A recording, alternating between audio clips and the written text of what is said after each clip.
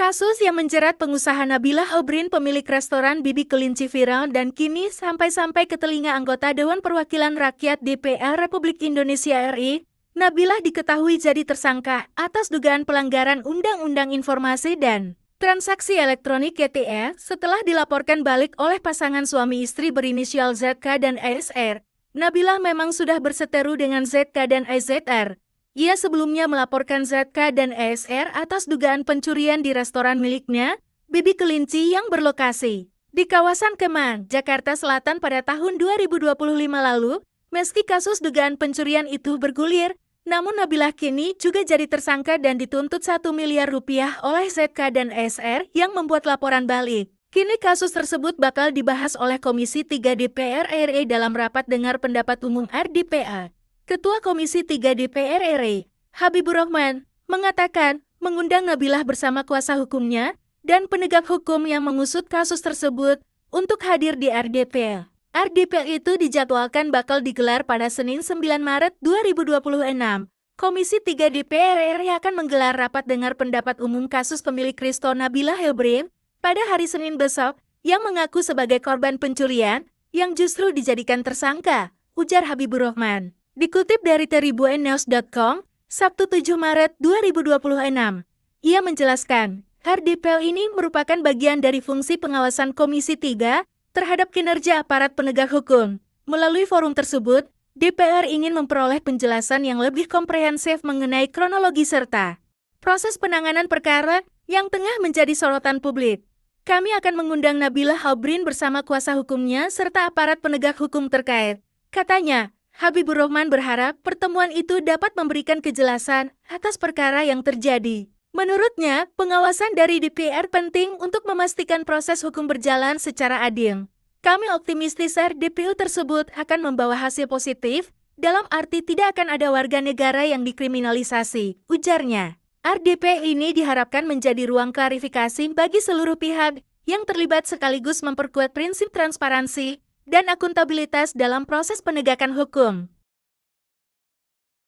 Selebgram Nabila Obrin berkeluh kesah lantaran dirinya ditetapkan sebagai tersangka oleh Bareskrim Polri usai mengunggah rekaman CCTV atas dugaan pencurian di restorannya di kawasan Kemang, Jakarta Selatan. Melalui akun Instagram pribadinya @lenabibri, ia mencurahkan isi hatinya yang dipendam selama 5 bulan belakangan karena takut. Saya korban pencurian yang menjadi tersangka di Bareskrim Polri.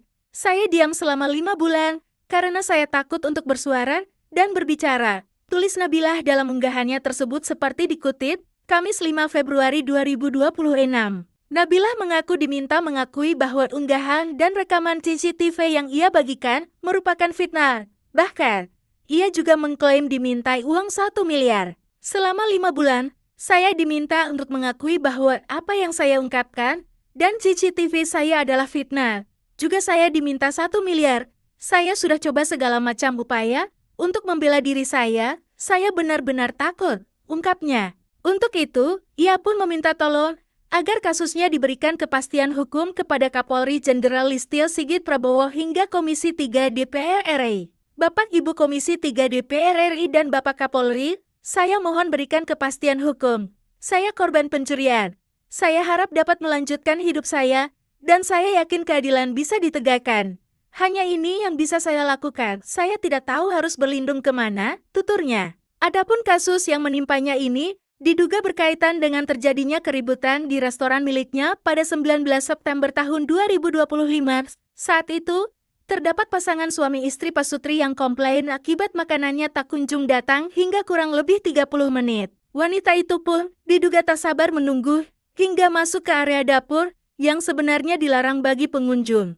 Ia kemudian memaki kepala staf dapur restoran hingga disebut mengancam. Pria yang menemaninya juga ikut masuk ke dapur.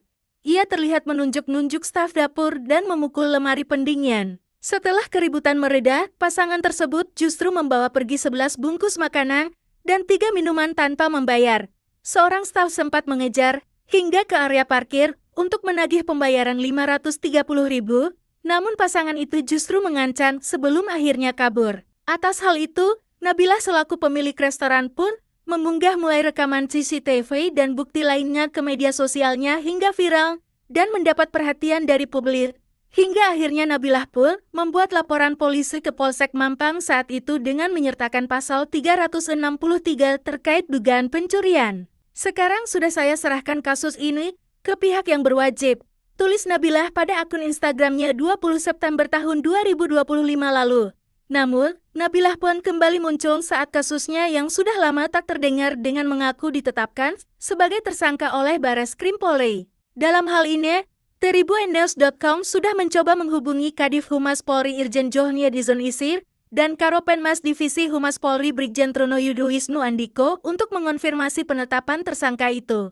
Namun, hingga berita ini ditayangkan, keduanya masih belum menjawab soal kepastian status tersangka tersebut. Download Tribun X sekarang, menghadirkan lokal menjadi Indonesia.